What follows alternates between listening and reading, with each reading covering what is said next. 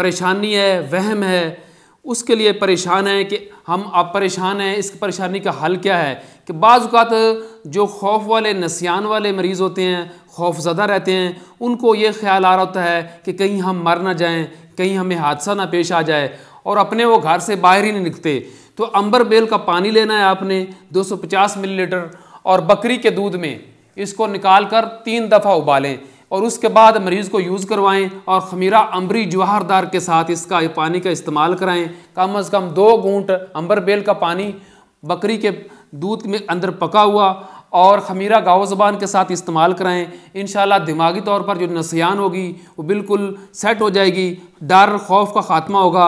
इसके बाद आपने हमदर्द कंपनी का शरबत यूज़ करना है, शरबत अहमद शाही।